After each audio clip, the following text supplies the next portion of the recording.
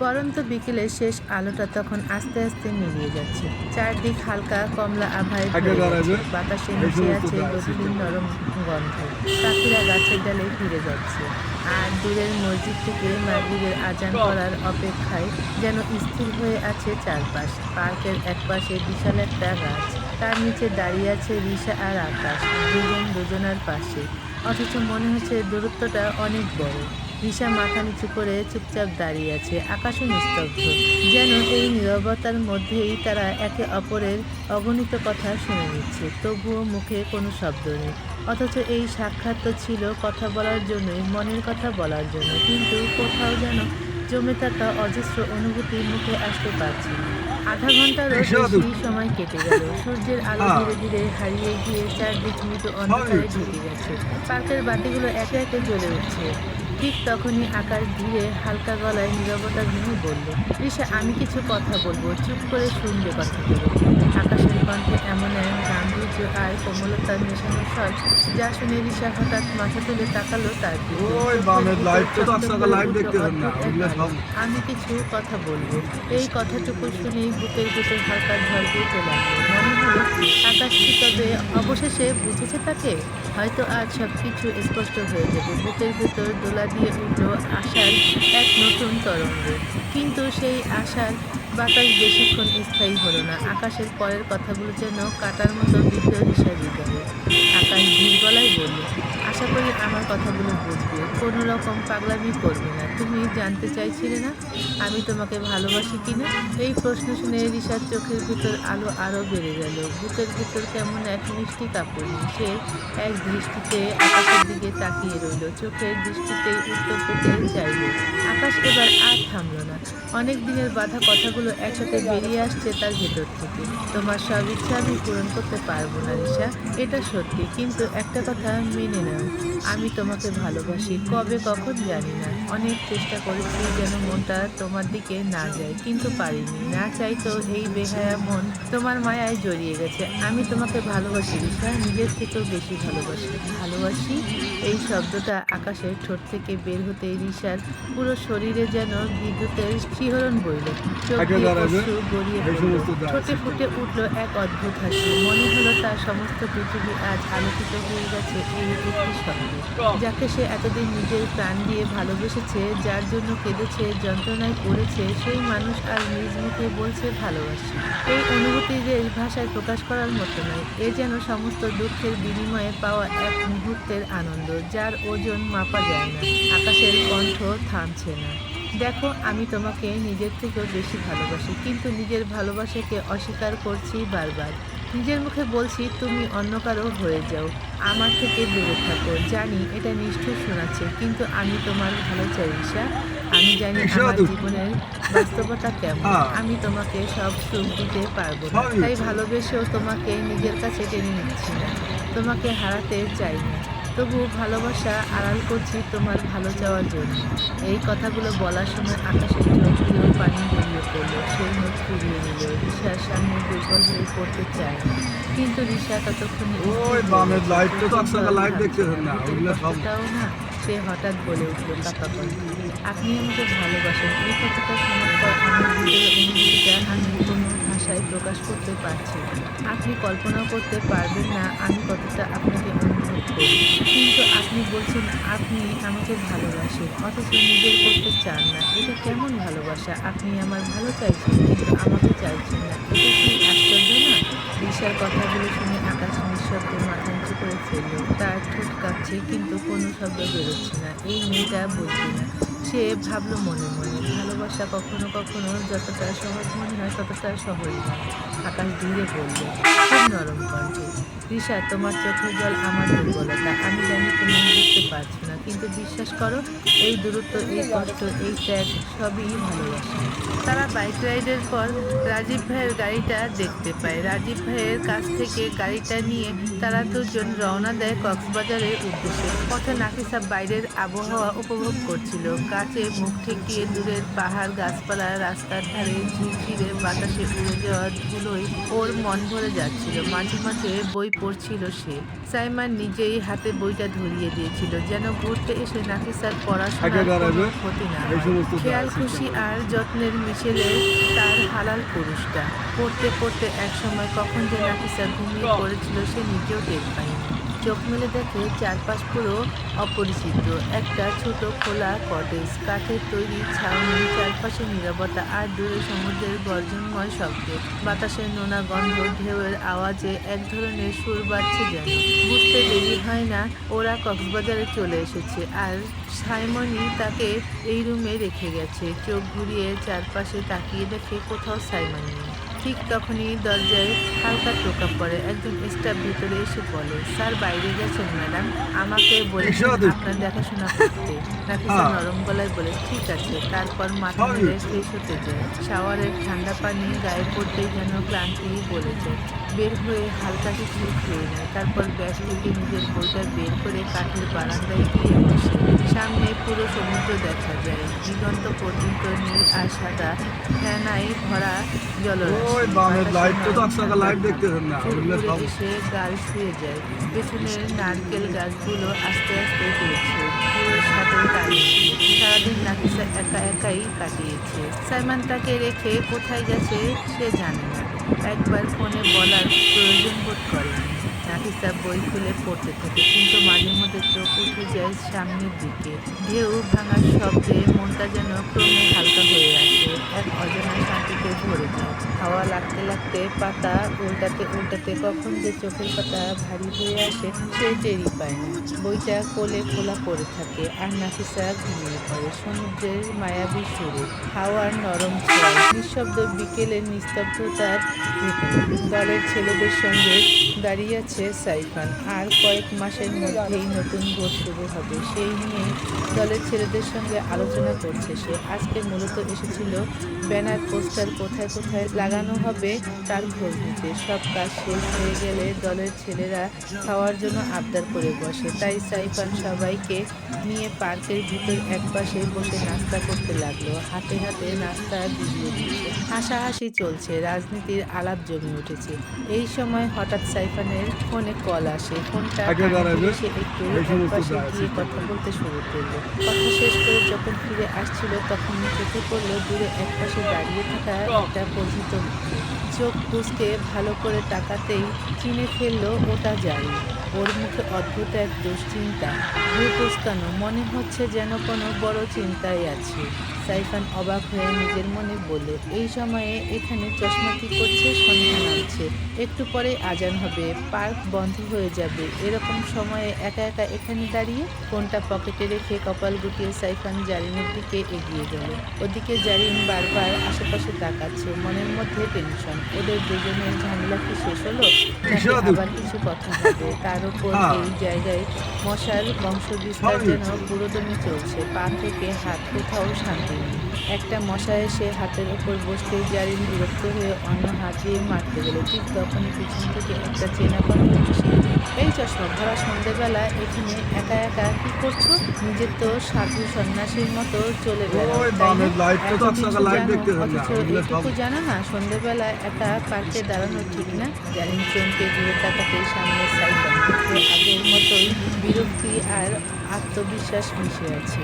এই বেয়াদব অভদ্রলোক! চুপ! রাগে ফুঁসে উঠল জারিন, আপনার জন্য এই মশাটা আমার রক্ত খেয়ে পালিয়ে গেল, মারতেও পারলাম না। সাইফান কপাল জোড়া কুঁচকে বলল, দিনকে দিন তো মোটু হচ্ছ, বেচারা মশাটা একটু রক্ত খেয়ে তোমার ডায়েটের হাত থেকে বাঁচার চেষ্টা করছে, তুমি কি ভাবছো চশমা মশাটাকেও দুনিয়া থেকে বিদায় করবে?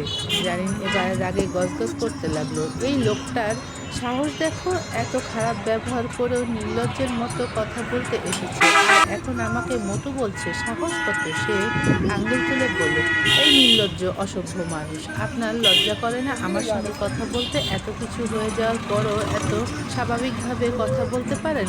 আপনি আমাকে মোটা বলছেন? আমার হাইট আর ওজন একদম ঠিক আছে, আপনি বরং আপনার ওই সাদা চামড়া কিভাবে বাদামি করবেন সেটা ভাবুন, আপনাকে মোটেও বাঙালি বাঙালি লাগে না।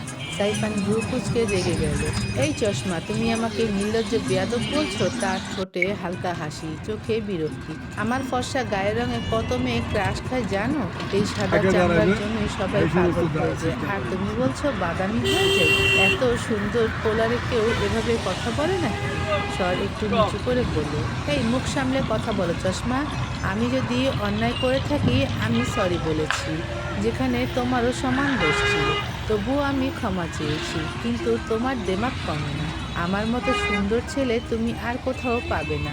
মেয়েরা আমার ওপর ক্রাশ খায়, আর আমি তোমার কাছেই প্রথম চুমু পেয়েছি।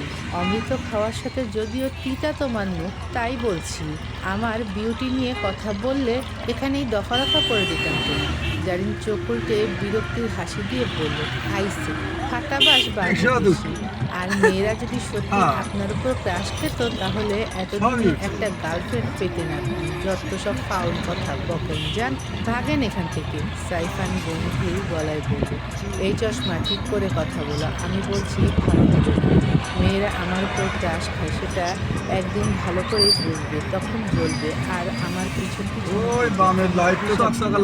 একদিন আমার জন্য তুমি কাঁদবে, আমার উপরে ক্রাশ খাবে। আমি জারিন মুখ কুঁচকে বমি করার ভান করে বলল, বমি চলে আসছে। আমি জানি না আপনার উপর ক্রাশ খাবো? ইম্পসিবল। দরকার হলে রিক্সাওয়ালার ওপর ক্রাশ খাবো, কিন্তু আপনার ওপর না। ধলা দিলাইতে থাকার। সাইফান হেসে বলল, তাই নাকি? তোমার চোখে আমি পড়বো কেন? ওই কানা ডের ব্যাটারি চোখ দিয়ে যতটুকু দেখতে পাও তাতে রিক্সাওয়ালা মামাকে ভালো দেখাবে তোমার খাওয়ার ক্রাশের জন্য। বলতে বলতে সাইফানের চোখ হঠাৎ পড়লো দূরে বিশাল গাছটার নিচে। রিশা গভীরভাবে আকাশের দিকে তাকিয়ে আছে, চোখে অনুরোধ, কণ্ঠে কাঁপুনি। প্লিজ সব কিছু বাদ দিয়ে শুধু আমাকে নিয়ে ভাবুন। এসব হিসেব, এসব বাস্তবতা নিয়ে ভেবেন না। আমি আপনাকে চাই, শুধু এটুকু নিয়ে ভাবুন।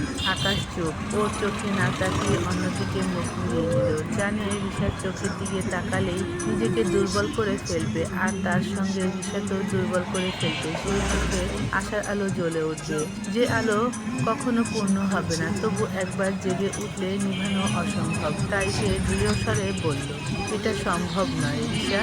আমি তোমাকে বোঝানোর জন্য সবকিছু খুলে বলেছি, তুমি যাতে বুঝতে পারো, যেন পাগলামি না করো। বাকিটা শেষ করার আগে রিশা আচমকা এগিয়ে এসে আকাশকে শব্দ করে জড়িয়ে দিল। বুক কাঁপছে, গলা ভিজে গেছে তার। প্লিজ প্লিজ আমাকে দূরে ঠেলে দেবেন না, হেসকি তোলা কণ্ঠে বলে উঠল সে। আমি মরে যাব, আপনি ছাড়া অন্য কাউকে কল্পনাতেও আনতে পারি না আমি। আপনি কি আমার কষ্টটা বোঝার চেষ্টা করেন না?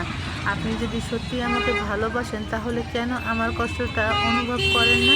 আপনি যেটাকে আমার ভালো ভাবছেন সেটা আমার কাছে কষ্ট ছাড়া আর কিছুই না। আমি আমার ভালো দেখি শুধু আপনার সঙ্গে। প্লিজ আমাকে দূরে ঠেলে দেবেন না। রিশা এক নিঃশ্বাসে কথাগুলো বলেই আবারও শক্ত করে আকাশকে জড়িয়ে দিল। কান্না থামছে না তার, বুকের ভিতর ঝড় বইছে। আকাশের দুনিয়া মুহূর্তে থমকে গেল। হঠাৎ করে রিশা এভাবে তাকে জড়িয়ে ধরবে তা সে কল্পনাও করেনি। মেয়েটার কান্নার শব্দে বুকের ভেতরটা কেমন যেন দুমড়ে মুচড়ে যাচ্ছে। এমন অসহায়, এমন ভাঙা লাগেনি তাকে কোনোদিন। জানে এই মেয়েটাকে কষ্ট দিতে তার কোনো অধিকার নেই, তবু জীবনের বাস্তবতা যেন তার গলার কাছে। তারপর ধীরে ধীরে রিশার কাঁধে গিয়ে স্থির হলো। মুহূর্তের মধ্যে সেও রিশাকে শক্ত করে জড়িয়ে নিঃশব্দে নিঃশ্বাসের ভেতর বলে গেল ভালোবাসা, কষ্ট আর একরাশ অনিশ্চয়তা।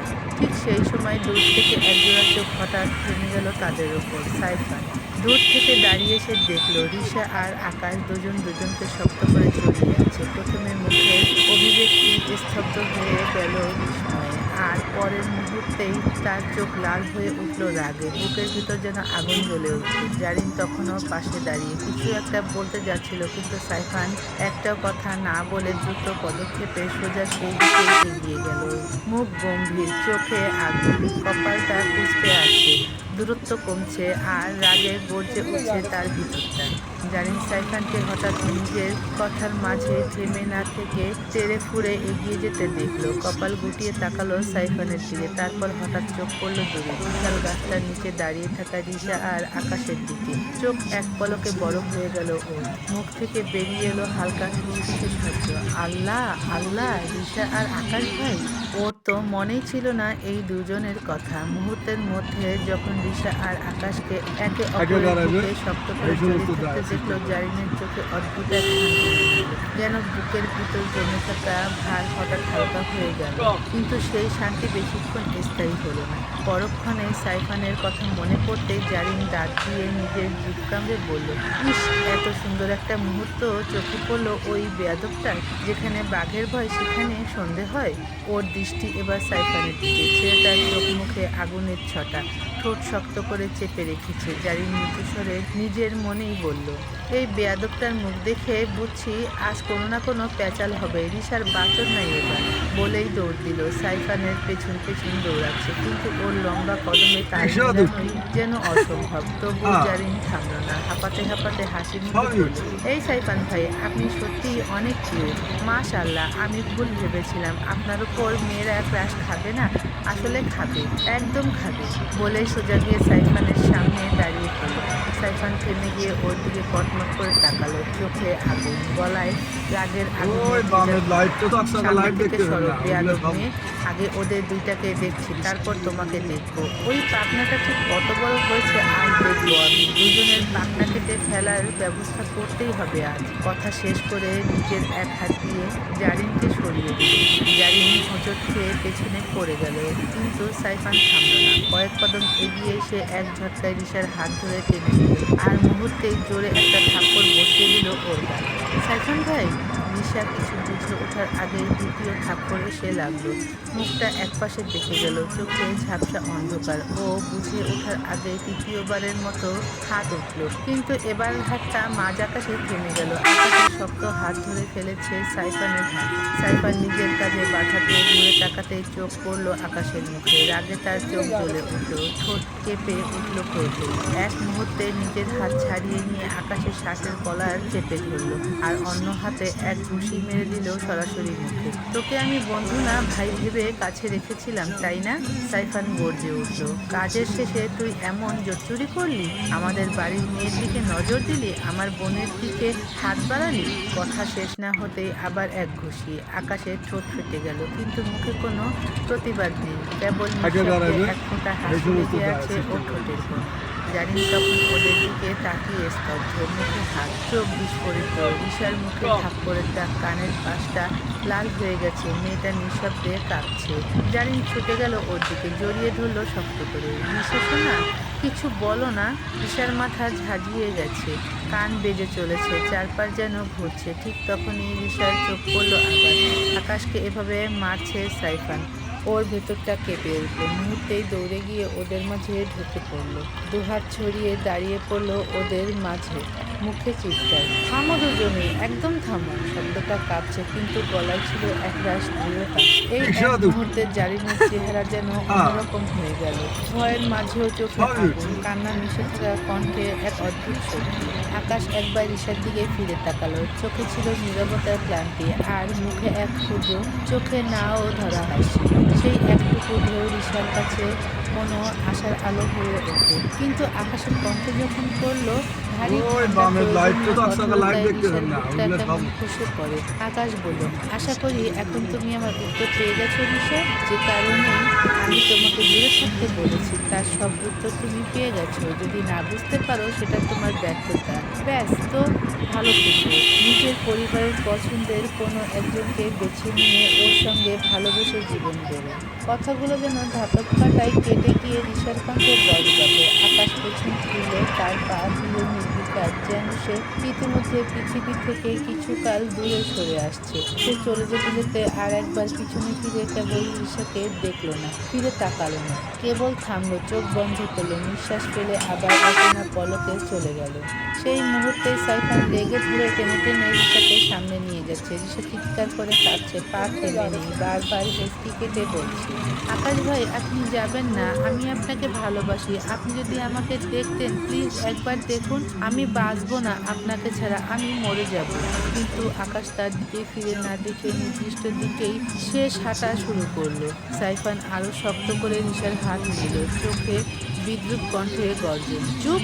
আর একটা কথা বললে তোর খবর আছে। চুপচাপ গাড়িতে গিয়ে বসবি। চল বলেই রিশাকে টানতে টানতে গাড়িতে নিয়ে গিয়ে দরজা খুলে ধাক্কা দিয়ে ফেলে দিল। রিশা চিল্লাচ্ছে আর আকাশকে বারবার ডাকছে পিছন থেকে। জারিন রিশাকে এত অসহায় দেখে চোখে পানি চলে এসেছে। চাইলেও কিছু করতে পারছে না। সাইফানের ওপর বেজায় রাগ হচ্ছে, বেশি দাদাগিরি দেখাচ্ছে ব্যাপারটা। নিজে একটা মেয়েকে কিস করে বসে, তার বেলায় কিছু না। এখন নিজের বোন অন্যজনকে ভালোবাসে, এটা সহ্য হচ্ছে না। শয়তান একটা। এখন বুঝবে না, নিজে যখন কাউকে ভালোবাসবে আর সেই ভালোবাসায় এইরকম বাধা আসবে, সেদিন টের পাবে, তার আগে না। এগুলো ভাবতে ভাবতে জারিনও গাড়ির সামনে এসে দাঁড়ালো। সাইফান এবার নিজে গাড়িতে উঠে বসতে গেলে একবার পিছনে ঘুরে জারিনের দিকে তাকালো। এভাবে সঙ্গের মতো দাঁড়িয়ে থাকবে নাকি? উঠে বসবে। অতিরিক্ত বার বেড়ে গেছে তোমরা। এখনই গাড়িতে উঠে বসো। জোরে চেঁচিয়ে একটা ধমক দিল। জারিন সেই ধমকে কেঁপে উঠল। তারপর সাইফানকে মনে মনে গালি দিতে দিতে গাড়িতে উঠে বসল। উঠে বসার সাথে সাথে রিশা জারিনের উপর হামলে পড়লো। চাকতে ঢেলে রেখে কান্না করে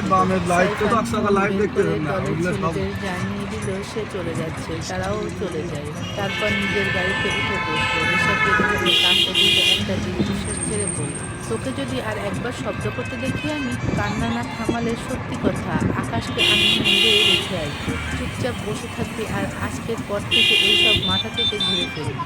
রিশা সাইফানের কথা শুনে মুখে হাত দিয়ে কান্না বন্ধ করার চেষ্টা করল। জারিন সাইফানের দিকে রাগি চোখে তাকিয়ে মনে মনে গালি দিচ্ছে। কারো ভালোবাসায় ভারী ভিলেন সাজতে এসেছে। অভিশাপ দিলাম, নিজের ভালোবাসাও ভিলেন হিসাবে অন্য কাউকে পাবে, তখন এর মজা বুঝবে। শয়তান লোক। নাফিসা যখন চোখ মেলে তাকায় তখন দেখতে পায় চারদিকে বেশ অনেকক্ষণ আগেই সন্ধ্যা নেমে গেছে। এতক্ষণ সে ঘুমিয়েছিল, ভাবতেই অবাক লাগে। উঠে রুমের ভিতর আসে, এসে ফ্রেশ হয়ে অজু করে কাজা নামাজ আদায় করে নেয়। ঠিক তখনই স্টাফ এসে সন্ধ্যার নাস্তা দিয়ে যায়। সেটা খেয়ে নাফিসা আবার পড়তে বসে। এর মধ্যে অনেকবার সাইমনকে কল করেছে, কিন্তু ওদিক থেকে কোনো সাড়া পায়নি। মানুষটা যে কখন কি করে কিছু বোঝা যায় না। ও এসব ভাবনা বাদ দিয়ে আবার বইয়ের পাতায় মুখ গুজে দেয়। যখন গভীর মনোযোগ দিয়ে পড়ছিল, ঠিক সেই সময় দরজা দিয়ে কারো ঢোকার শব্দ হলো। নাফিসা পিছন ঘুরে তাকিয়ে দেখে সাইমন। সাথে সাথে খুশিতে মুখ ভরে ওঠে। উঠে সামনে এগিয়ে যায়, কিন্তু সাইমনের চোখে অদ্ভুত ঢোক, দৃষ্টিটা ভারী আর গভীর। সে টলতে টলতে নাফিসার দিকে এগিয়ে আসছে। নাফিসা অবাক হয়ে তাকিয়ে থাকে সাইমনের দিকে। ভয় আর বিস্ময়ে গলা কাঁপতে থাকে। আপনি কোথায় ছিলেন সারাদিন? আপনাকে এমন লাগছে কেন? সে এক পা করে পিছাতে থাকে। সাইমন মৃদু হাসে, চোখের কোণে ঘোর আর আকুলতার নিশানি। বউ, আমার ছোট্ট বউ, তুমি জানো না তোমাকে কতটা দরকার আমার এখন।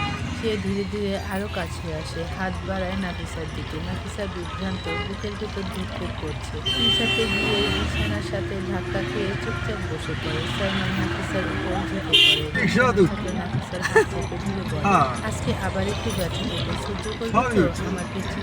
নাফিসা কাটা কণ্ঠে কিছুটা লাজুক, কিছুটা স্বীকারোক্তি দিয়ে শুধু মাথা নাড়ে। সাইমন একটু কাছাকাছি ছুটে আসে, চুলের কেশে হালকা স্পর্শ, নাকের কাছে নরম ঘ্রাণ আর ঠোঁটের এক অদ্ভুত কোমলতা।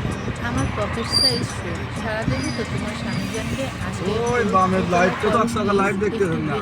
নিজের কাছে টেনে নেবে। ট্রাস্ট মি বউ, তোমার আদরে এক চুলও কম করবে না। আরো বেরিয়ে দিব, তুমি শুধু সাড়া দেবে। আমার ভালোবাসা আর আদরে তোমাকে পাগল করে তুলতে আসবে। নাফিসার চোখে পৌঁছে যায়, কিন্তু সে চুপচাপ সাড়া দেয়। হাত রেখে শক্ত করে ধরে রাখে সাইমনের হাত। সাইমন মাথা হালকা ঝুঁকিয়ে নাফিসার কাঁধে রাখে। নিঃশ্বাস মিলিয়ে আসে। নীরবতার মাঝে এক অন্যরকম ছন্দ। বউ, তোমার গায়ের গন্ধ এত মিষ্টি কেন? এত নরম কেন তোমার গা? খেয়ে ফেলতে মন চাই। তুমি কি আমাকে চাও বউ? গভীরভাবে একবার বলো প্লিজ। নাফিসা কাঁধে মাথা রাখে, নরম কণ্ঠে বলে, আমি চাই শুধু আপনাকে। আপনি থাকলে অন্য কিছু চাই না। ব্যথা থাকলেও আপনাকে চাই আমার স্বামী যান। সাইমন এক মুহূর্তের জন্য চোখ বন্ধ করে নেয়। তারপর ধীরে ধীরে নাফিসার চোখে তাকিয়ে বলল, তুমি রেডি তো আমার সুইটি ওয়াইফি? নাফিসা লাজুক আর ভালোবাসার সঙ্গে মিশিয়ে ফিসফিস করে বলে, আমি জানি, আমি সব বুঝতে চাই, শুধু আপনার কাছেই থাকতে চাই। সাইমন হাত মৃদু শক্ত করে ধরে রাখলো। নিঃশ্বাস মিলিয়ে দুজনেই এক মুহূর্তের জন্য সময় থেমে যায়। বাতাসের ঢেউয়ের নরম শব্দ, বারান্দার কাছে সূর্যাস্তের শেষ আলো, সবই যেন তাদের ভালোবাসার সাথে। সাইমন আস্তে আস্তে নিজের শক্ত ঠোঁট জোড়া এগিয়ে নিয়ে গেল নাফিসার নরম ঠোঁটের সাথে সাথে অধরে অধর মিলিয়ে দিল। নাফিসাও কিছুক্ষণ তাল মিলাতে লাগলো সাইমনকে সাড়া দেওয়ার জন্য। দুই হাত দিয়ে সাইমনের গলা আঁকড়ে ধরল, কিন্তু বেশিক্ষণ তাল মিলাতে পারল না। তার হালাল পুরুষ তার ওপর পাগলের মতো চুম্বনে লিপ্ত হতে লাগলো। নিঃশ্বাস নেওয়ার সুযোগ দিচ্ছে না কোনো।